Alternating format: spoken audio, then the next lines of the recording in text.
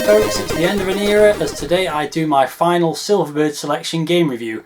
The game I'm looking at is Chimera, and this is a release in the Silver Range packaging from 1986, although it was originally released by Firebird in their Super Silver Range for I think £3.99 in 1985.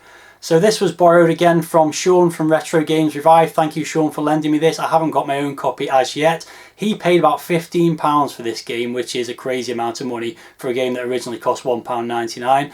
Hopefully when I get my copy it won't cost me quite that much, but I'll have to see what happens when the time comes that a copy comes available. So let's take a look at this last game. Will we go out with a bang, or will it be a damp squib?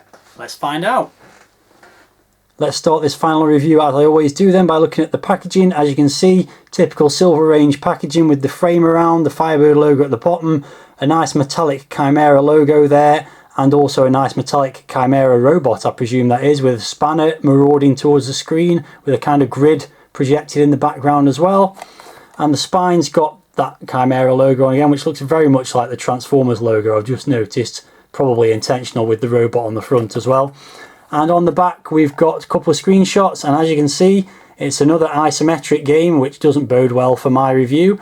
And it says, "The alien vessel is set to destroy Earth, can you prevent it?"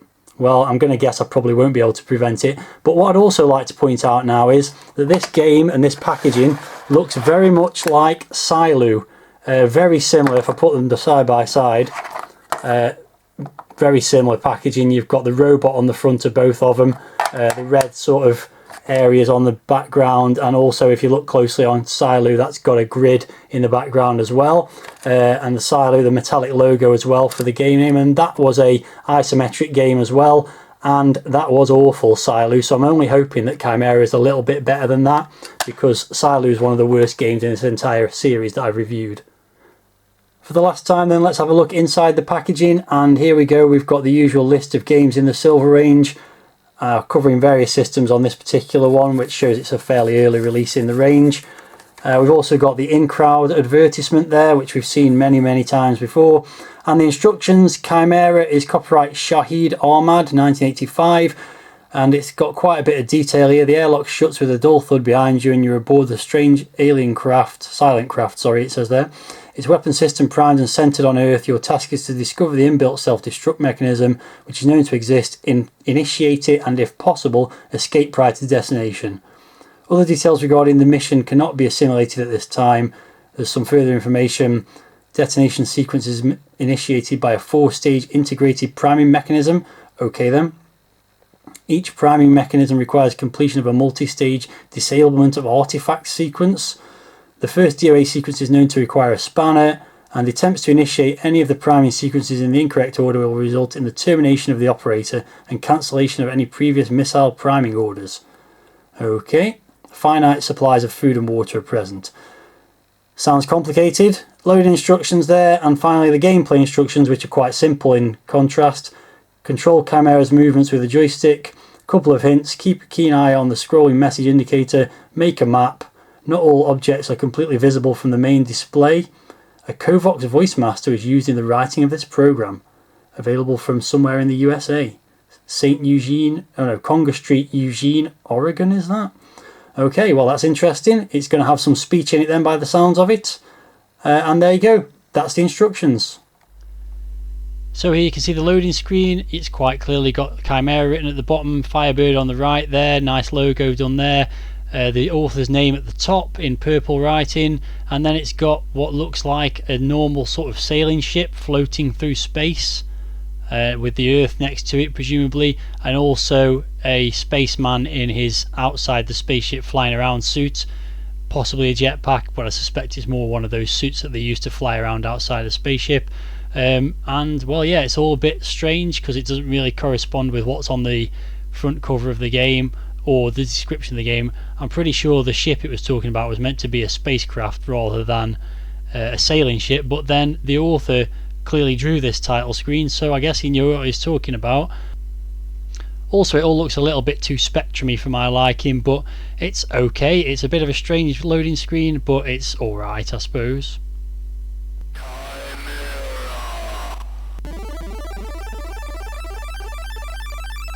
Okay, so there you go, with a bit of speech opening things up. Here's the title screen of the game. It's quite chunky text at the top there saying Chimera and the author's name, Shahid Ahmad, and a big Firebird logo, and it also says presented by Firebird Software and music by R. Hubbard. I imagine that's Rob Hubbard, in fact I know that it is. And you can hear that tune in the background. So that's it for title screen presentation. There's no high score table or anything like that. There's no other credits or other information. That's literally it. It's got a flashing Chimera logo and the music and the text, and that's your lot. So pretty nicely presented, but fairly understated, I would say. You do score points in the game, as you'll see when we start it in a minute, so the lack of a high score table is an obvious omission presentation wise. So we won't hear much of this Rob Hubbard tune now. We will hear it at the end when I do the review scores. So let's get on and start the game. So with another scream of Chimera using that speech synthesis thing that was mentioned in the instructions, the game begins, and as you can see I'm in a room. It's isometric perspective. I'm a robot which looks nothing like the robot on the front cover, and definitely nothing like that spaceman on the loading screen. A very blocky square robot. And you can also see on the bottom of the screen there another Firebird logo, some kind of thing with like a readout on it, like a wave that keeps bouncing up and down. I don't really know what that does. You've also got food and water supplies which are immediately dwindling, so you've got to keep finding food and water to top those up. Not sure why a robot needs food and water.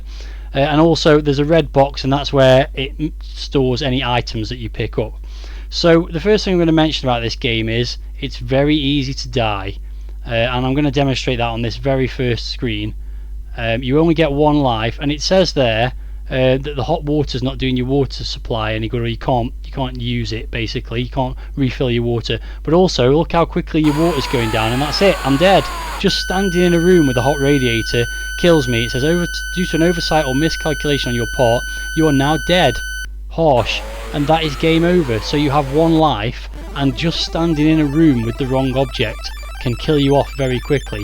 Also, picking the wrong object up can do that as well. So yeah, that's not good. Let's go again. So I'm going to avoid that room with the radiator in for now and walk through some very blocky storerooms. It looks like your robot moves fast in some rooms and slower in other, which is a bit strange also. So the first thing I'm going to do is there's an object here to pick up. It's not that easy to see because it's hidden behind some isometric scenery, but there we go. I've picked that up. I found a spanner. You may recall that the instructions mentioned a spanner is required. It also said there that my food's now running out faster, because as soon as you start carrying items, your food starts to run out, your energy starts to run out. So here's another item, and this is water. Got some water, and my water level's been topped up. So we'll go back the way we came. But yeah, he walks really slowly in this room, but then in that room he walks quite quickly. That thing on the left, by the way, sorry, on the right, is it the right when you're in isometric perspective? I'm not sure, but anyway, was an electric fence which I can now deactivate using the spanner. So here's some food. It's a loaf of bread. Doesn't tell you that. The scrolling messages on the screen are a bit sporadic. Very often doesn't tell you what the things are before you pick them up, and that means some of the things you pick up will kill you. But this is quite obviously a laptop. Don't see many of them in 1985, but there you go. It says I must find a bolt, so I've got to find a bolt to fix that laptop, presumably. Let's just wander down here, and there's something the other side of that wall there, and I'll just go into this room here, and I can't get any further in this room. There's something blocking my way. If I press fire, I've died. Why? Due to an oversight or miscalculation on your part, I'm now dead. Yeah, so now I know from other playthroughs that that's a door, but trying to open the door when you haven't got the right things kills you. It's just absolutely completely unfair. You couldn't even tell what was in the way there. So let's go again, and I'll move through it as quickly as I can. But that is just ridiculous. You've got one life, and just picking up or being in the proximity of the wrong object can kill you. So get the spanner again. Got the joystick rotated 45 degrees again as well to help me with the isometric perspective, as I did with the last game, the Prodigy. So I will head back to where I was. In fact, no, I'll tell you what, I'll go and get the bread, and then I'm going to explore elsewhere a little bit first. But yeah, to say the game is unforgiving would be a massive understatement. It's brutal, and it doesn't take much for the game to be over. So I know I can deactivate this electric fence here. If I tried to do that at the beginning of the game, you can guess what would have happened. So I'll open that up. I've eliminated an electric fence. No noise to tell you you've done that, by the way. It just happens and tells you on the bottom of the screen. Here's a nice green room. Don't know, there's nothing in there. Some more bread, we'll grab that. Let's have a wander down here. Another electric fence there. Lots of very boring storerooms with lots of cubes in, it's fair to say. So let's just have a wander around here, see if we can find anything else. That thing there I know will kill me. There's some bread there. It's not very easy to spot, but again, trial and error. Trial and error is not a good thing to have to do when you've only got one life and one mistake can kill you. Really a terrible bit of game design. Graphically, this game is not too bad. It's clearly not just trying to recreate some Spectrum graphics. There's some colour in there. The animation is... that'll kill me as well, I think. The animation's alright. I mean, it's quite boring as usual, and there's a usual problem that you can just end up stuck behind some scenery where you can't really see where you are, and especially if you run into something that kills you, that's not good. So there's another laptop there. That's what looks like a toaster or something, so I'm going to ignore that for the time being because I'm pretty sure that kills me as well. I'm stuck. What's going on? There we go. So yeah, graphically it's alright. Sound very almost non-existent in game. Some more water there. I didn't mention the scream, by the way. There's like a digitized scream when the robot dies. That's quite nice, but otherwise it's just a few little blips and noises when you pick things up. So I'm going to avoid that thing.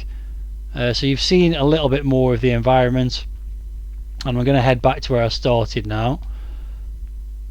As I mentioned, you get a score, but it doesn't record that score anywhere in the game later on, so that's not great. There's no high score. Oh, get out of this room. There we go. I've still got a reasonable amount of food and water left, so I'm not going to go near that door again. My plan is to go the other side of this wall. It's basically a maze, isometric maze. Typical sort of thing for these adventure games. Not very exciting, generally speaking. Lots of greys and browns, but that's just the Commodore 64 palette, I suppose. What's in here? Okay, another radiator, so let's keep out of there. We know what radiators do. Bit of an annoying thing is when you've got a message scrolling across the bottom of the screen, you can't interact with any other objects, so that's not good. So there's something behind here, and this is an absolute like take a risk kind of moment the first time you do it. I have done it before to pick this thing up. It's a warhead. I've formed a warhead. I've got to take it to a blue room. Well, this is a blue room, or so it would seem, and so is that, but it's not either of those blue rooms that you've got to take it to. Again, through a lot of trial and error and several deaths, I have worked out which room I do need to take it to. It's not this one either. It's all the way back the way I came. So my water's starting to get a bit dangerously low, I think, there. These aren't water things, are they? No, they're not. It's not that blue room either. So I'll make my way over here and walking around this thing here. This is the blue room I've got to go to, and if I press fire, oh, what? I don't know what's happened there. I died, and I've no idea why, because I took the warhead to the blue room, and for some reason I died. It's ridiculous. I just don't know what to say about this game. It's so unfair. Yeah, I don't really know what happened there, because when I've done that before, it worked fine. So I'm going to give it another try and see if I can sort the warhead out this time around. I'm not going to make you watch all that again though. Okay, so I'm heading back to the blue room with the warhead. Let's see what happens this time. I'm really not sure what happened before. Let's give this a go. Okay, well the only difference really was where I was stood in the room, which again is just crazy. So I've got some bread and replaced it with the warhead, and the background's turned red. So I guess I've completed that bit of the game. It's really strange that it didn't do the same thing last time, but okay. So let's progress and see what else we can find to do. There's some more bread, have that on there. I'm pretty well stocked up on food. Could do with some more water, which I think is around here somewhere if I remember rightly. I better eat that bread, I suppose. Now there's an electric fence there, but the problem is I haven't got the spanner anymore, and I think if I try and open that, that will kill me. So I'm not really sure what to do there now. I guess the answer is probably had to go and deactivate that first, which it's just so ridiculously hard, this game. It's just not fair. I don't know why anyone would come up with a game where the slightest thing you do wrong kills you. It's just so crazy. I really need that water, and I'm hoping I can get to it this way. Don't know what that thing is. The scrolling message doesn't tell you what half the things you're encountering are, which is really annoying, because if you knew what they were, maybe you'd know how to use them. I knew there was some water around here somewhere. There we go. Got some water at least. Oh, there's a mug. It's not water. That was interesting. I don't understand that. I'm sure that was water before. Oh, okay, I had to drink the drink of water out of the mug. My mistake. Yeah, because when you haven't got the spanner, it doesn't automatically feed you or give you the water. You have to actually activate it. So I don't think I can get through there. I know I can't get through this bit on this other side either. So I'm a bit stumped now. Let's pick this thing up. Find a static object besides bread and water. Okay. Well, this is a static object besides bread and water. Do I risk it? I'm dead. Right, that's enough of this game. This is just absolutely crazy. I'm not playing this game anymore.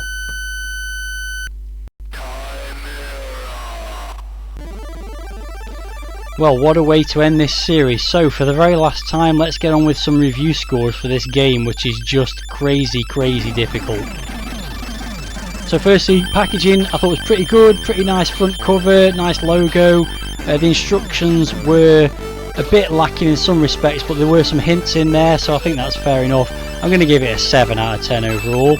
Presentation, well, the loading screen was weird. This title screen's okay. It's got some good Rob Hubbard music on it. Not the best Rob Hubbard music, to be honest. It's no sort of Last V8 or One Man Is Droid, but it's not too bad. So presentation wise, it's alright. It's pretty average, really. I'm going to give it a 6. Graphics, again, pretty average. Typical sort of isometric style game graphics, but there has been a little bit of thought gone into the fact that it's a Commodore 64 game, and I think this is a port of a Spectrum game, so at least they've made some effort with the graphics rather than just straight Spectrum ported graphics. All the same, there's not much remarkable about them. I'm going to give them a 6 as well. And then moving on to the sound, well, as I've mentioned, this tune is not too bad. The speech and screaming effects are very impressive. But other than that, the sound effects within game are virtually non-existent. So again, I'm going to give it a 6. And finally we get to the playability, and well, what can you say? Well, I was comparing it or wondering it before I did this review, when I was doing the packaging, I wondered whether it was going to be as bad as Silu. Well, it isn't, but it does have some similarities to Silu, in as much as you're constantly having to wander around trying to find things to keep your health level up, which is exactly what you don't want to have to do in an adventure game where you want to explore and find things and work out how they interact and stuff like that.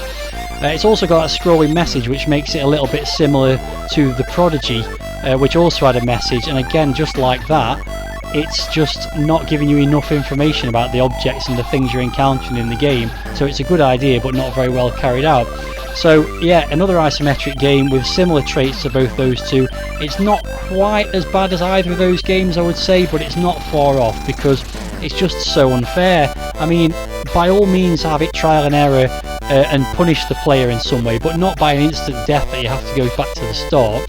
You've got health in the game, so if you've got health, then if you make a mistake, why not tell them they made a mistake and knock 1,000 off the food or water or something like that, or give you 3 lives so you can at least make some progress. It's not that bad trial and error if it's right at the beginning of the game and you can just restart, although even that gets annoying. But what if you were 20 or 30 minutes into this game and you tried to pick something up and it killed you and you had to go right back to the start? I would be throwing the tape and probably my C64 out the window if that happened to me. Luckily, I'm not stupid enough to play it anymore. So with all that in mind, unsurprisingly, not a fan of the game. I'm going to give it 3 out of 10, which is exactly what it deserves. No more than 3, probably no less, because it is a little bit more playable and could have been a reasonably decent arcade adventure despite being isometric if they'd just thought about the total unfairness of it. I mean, it's just crazy. I'm really angry, you can probably tell. Anyway, so that gives it a total score of 5.5. So very average game, slightly below my average for all the games I've played in fact. And needless to say, not worth the £1.99 asking price for my money. Although I have to say, some people seem to be quite impressed by this game based on the Zap score and the Lemon review scores, which we'll get on to in the near future. But yeah, I can't understand why, it's just so bloody frustrating. So there you go, that was the last game in the Silverbird Selection series. If you've got any thoughts about it, then please let me know in the video comments. So there we go, that's the end of the Silverbird Selection reviews. Not the greatest review to go out on, I would say, but it is what it is. So coming up next, it's not quite over for the series of course, because I've got the review comparison video coming up where I'll look at the last 8 games that I've reviewed and compare them to Zap and Lemon 64 scores. And then I'm going to do some roundups of the collection, so I'll be doing a top 10 games, a worst 10 games, and I've got a couple of other things lined up as well. And of course for me, I've still got 2 games to find, so there will be some collection updates in the near future, or very distant future perhaps, when I do finally find those games. So, and after all that, I'll probably do a roundup much like I did with the Mastertronic collection, where I do a video showing all the games lined up together. So still some things to come up, not any more reviews obviously, but hopefully enough to keep you interested over the next few weeks. Thanks very much for watching this video. That's all for now, and see you next time.